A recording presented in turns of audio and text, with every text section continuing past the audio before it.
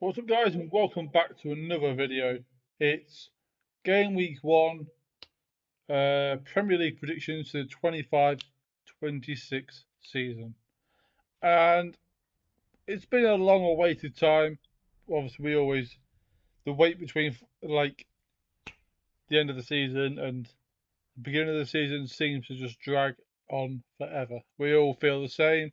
We all feel the same pain. Obviously League 1, League 2, even Championship, they've all started. But we haven't started yet in the Prem until the 15th of August. But where where can I see the results going? Where can I see like wins, draws, losses, or anything like that? There's only one way to find out. I'm going to predict it today, and we're going to be doing it throughout the whole season for every single game. And if I can as well, I will try and do your Champions League games and Europa League and Conference Leagues too. Try and get in as many different competitions in one of me predicting. This is going to be a new thing that's going to be on my channel. There's quite a bit. So I used to do it a while back, and yeah, I believe now is the time for it to return. And what's the best way to start with the first game of the season with Liverpool versus Bournemouth? So Liverpool versus Bournemouth, right, is one of those games where Bournemouth could easily come to Anfield and take a result. Like, they're a very good side, but they have lost a few key players in the transfer window. One of them going to Liverpool in Milos Kerkez, and the other one is Dean Hudson going to Real Madrid. So that's two big signings that have left Bournemouth in this transfer window. Have they replaced them? I wouldn't be able to tell you because I'm not that good at thinking. But I'm going to research it as I'm actually talking through the video. So Bournemouth they haven't really brought anyone in, whereas Liverpool, they've just strengthened, and the only place they haven't strengthened is the centre back slot. So I'm gonna say 3-1 to Liverpool. Liverpool will concede, and I just feel it will probably be quite early on in the game, because then it will be like the commentaries will be like, "Oh my God, what a big moment for the start of the season! Bournemouth go in the lead against the champions," all that kind of stuff. And then Liverpool, like the fashion they were doing last season, will bounce back. Or that's what I'm predicting. Obviously, it's not guaranteed, but I do think Liverpool will bounce back. I think they'll score 3. And if I was to predict scorers, I'm going to say Ekitike, I'm going to say Cody Gakpo, and I'm going to say probably Mo Salah from a penalty spot, to be fair. But if I go for penalty spots with him recently, he hasn't scored any. So yeah, it's a difficult one with that one. But then we'll get straight in to Villa versus Newcastle. Villa versus Newcastle's a big game normally. It's one obviously back end of the seasons normally got Champions League playing, games playing for Europa League and stuff like that. And yeah, it's gonna be it will be a big game, but obviously it's first game of the season, no matter what. But with Isaac not being obviously he's there, but he can play, but they're saying he's not playing. The fact that they have that to deal with Newcastle, they don't really have that much attacking option apart from Barnes and Gordon. Obviously, they signed a Langer, but yeah, it's hard to know how much of an impact he will really have. So I'm going to go for a 2-2 draw because it's a difficult one to pick because both teams have got good attacking players, both teams have got good defensive players, and all round decent midfielders. Obviously, Villa could be losing John McGinn, which would obviously be a big loss to their midfield as well. So that'll be an interesting one. But yeah, I'm going to go for a 2-2 draw, Villa Newcastle. The next game, which is a 3 o'clock kickoff on Saturday, will be Brighton versus Fulham. And both teams, yet again, very competitive in the Prem. They hold their positions in the top 10 for quite a few years now. And obviously, for all I know, obviously, last season, both teams did struggle at points. Brighton, if I remember rightly, had a very good start to the season and then obviously slowly dropped off. But it's one of those, if you have a good start and drop off a little bit, not too much, you can still guarantee yourself that top 10 spot no matter what. Obviously, you wouldn't be aiming for always to get top 10, but obviously that's roughly where these two teams would probably be. That's probably their goals. But obviously, their main goals would be to try and hit Europe, even if it's the Conference League, just anything like that. And the next game we have. Oh, I haven't even predicted the score for Fulham ever. It proves I'm a bit thinking at this. I haven't done it for a while, but I'm going to go 2-1 Fulham, mainly because I feel like they've got better attacking options. Brighton's got Matoma and Welbeck and a couple of other players, but they've been a bit quiet in the last. Like they were a bit quiet last season. Welbeck, don't get me wrong, still scored quite a few, but Matoma was very quiet. Obviously, he might be a different player when the season starts, but we'll have to see. But I'm going to go 2-1 Fulham, and that's my final answer for that one. It's like I'm playing Who Wants to Be a Millionaire. And yeah, right, so on to the next game. Another 3 o'clock kickoff on the same day. Sunderland versus West Ham. Let's get straight into it. We're going to go 1-0 to Sunderland.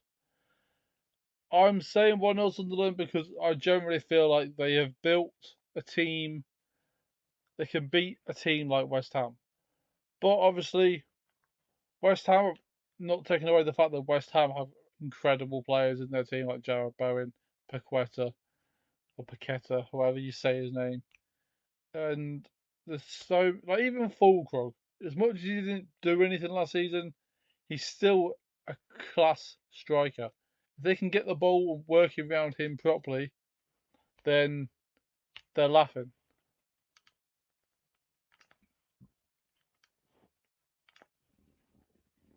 But I'm going to say that, yeah, 1-0 Sunderland, and that's obviously, it could be a close game. Probably, it might even be like a 90th minute, like, equaliser or something like that. They could have come into the game, but I'm going 1-0 Sunderland. Next game we have got is Tottenham versus Burnley. And yet again, this is an interesting game because Tottenham have lost a lot of players, like a lot of good players. But they've signed a couple of good ones in the process. They signed obviously Kudos from West Ham, which is obviously a good signing because Kudos is an incredible player. But they've lost Madison through injury. Heung-min Son's now left and obviously plays in the MLS. So it's just wondering how that's going to impact the team. Can Thomas Frank build a team that can be winners? But for me, opening game of the season, Burnley's going to want to try and prove a point, and I'm going to go 1-1. I think it's going to be a close game all the way through, like end-to-end stuff. That's how I feel it'll be. Next game we have got is Wolves versus Man City. Man City have made some very good signings. Wolves, on the other hand, haven't really done much. They got rid of Cunha. I can't really think off the top of my head of attacking options for them because some of them have also been released. I believe like Sarabia was gone and a couple of other players that was part of the attack have all gone. And they haven't, like I said, they haven't really replaced Cunha at this point after making 65 mil that I'm aware of. Obviously, for all I know, they could have got someone in the last hour or something, or they have someone in their academy that can do something. But even though I'm saying Wolves haven't got the attacking thing, Man City Wolves always seems to be a good game, and I'm going to say 3-2 to Man City. Man City's going to win. It's going to be it's going to be a brilliant game to watch for the first weekend of football in the Premier League. It's going to be probably the go-to game on Match of the Day later on in the day because it's going to be end-to-end goals galore, and that's what we like to see in football. As a neutral as well, that's basically what you always want to see. And then we get on to the Sunday games. We've got Chelsea versus Palace. Big up Cozy with the Chelsea. And yeah, this is gonna to me like Palace played incredible second half against Liverpool. They managed to get 2 goals and obviously 1 goal in the first half, one in the second. And I just feel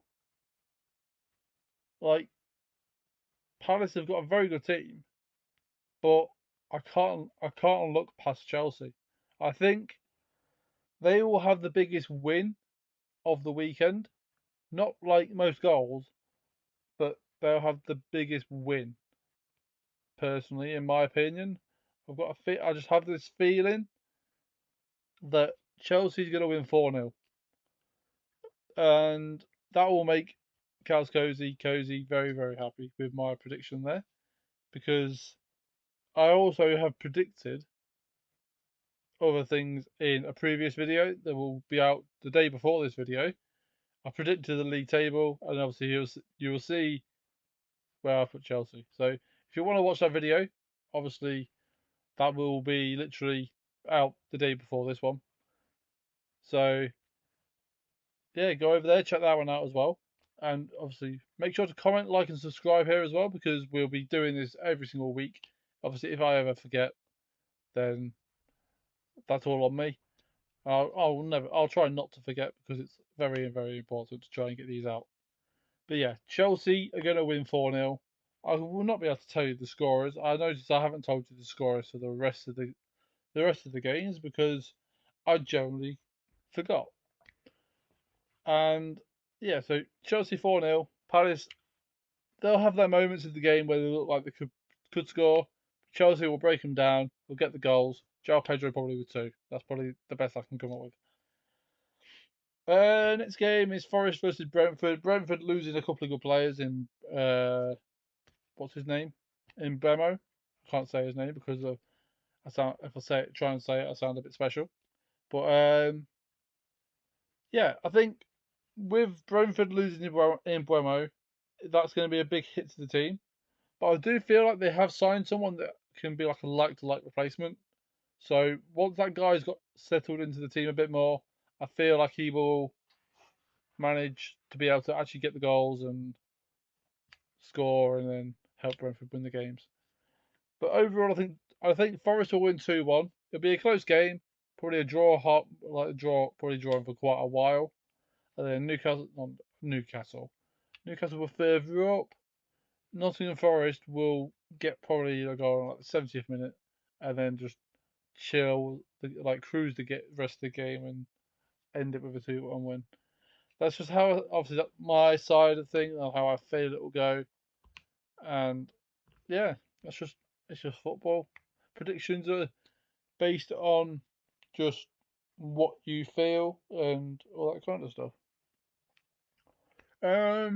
Next game is Man United Arsenal. Probably the biggest game of the whole opening weekend, because it's two huge teams. Man United last season had a very, very poor season to their standards of what the football club is, and I feel they've made some incredible signings. They've signed Bremo, they've signed Cunha, they've signed Sesko, and they've signed some other guy that I don't know who he is. But the signings that United have made are very good. But I just don't know if they're gonna gel straight away. Because if they gel straight away, Arsenal could be in trouble. But obviously Arsenal at the same time have signed some incredible players. They signed Zubamendi, they signed Gyökeres, They signed Madueke from Chelsea, which obviously didn't have the best of times at Chelsea, but Arsenal seem to like any player from Chelsea. So normally that's how it rolls. But yeah, I feel like it's going to be a close game yet again. But this will come as a shock. But I think United's going to win 2-1. And my reasons for it is mainly because, like, I don't know. I think Man United they look better in pre-season from what I've seen. They look more compact. The defending still looks a bit shaky, but it's United, so what do we expect? They haven't really got the best of defenders in the club at the minute, apart from like Delit and Martinez. But yeah, I'm going to go with a 2-1 win to United. Arsenal fans, you may hate me, but that's what I'm going to go with. And the last game of this whole video is Leeds United versus Everton. And we're going to go with a 1-1 draw. And yeah, it's going to be a bit of a boring game to me. Like, not much going on. It's just a bit meh. Like, what do you even do? Yeah, that's it. But I hope you enjoy my predictions. And if you do, obviously comment in the put it in the comment section. Like, if you think I'm going to get any right, you can even put your own predictions in there, and then we can compare everyone's predictions and see how we all do. And after so long, I will keep a tally of how many people comment, how many people do the predictions and stuff like that. And we'll do rewards for people that are obviously there's 10 games a week. If anyone gets 5 games correct in a week, they'll get a reward from me, obviously, and I'll give you the reward. Obviously, whatever that reward will be, I will obviously sort it out. But thank you all for watching, and I do apologise if the audio is a bit shaky today. It may be alright, but my headset kept dying, my mic, so I'm just trying to deal with anything that I can do to make this video. But yeah, thank you very much for watching. Make sure to like, comment, subscribe, and yeah, enjoy the rest of your day, and hopefully football is back properly. Peace out. Also, completely forgot I was doing this segment of the video, but we'll carry on. But yeah, the game week 1 predictions are all here. Obviously I was only talking over, not showing you the actual graphic of what it would be. So after every single video, I'll have this at the end telling you what the results I'm putting in as my predictions. And yeah, I feel like I've done okay with the predictions, but it's not the worst. But if you want to drop a comment in, just say what you've predicted, let me know, man. And subscribe as well. But also, last part, make sure to check out all these channels as well before you do leave the video. They're all very, very good content creators. The entertainment and everything is on point. So make sure to go over there, check them out, drop a follow, subscribe, which is obviously YouTube, Twitch follow.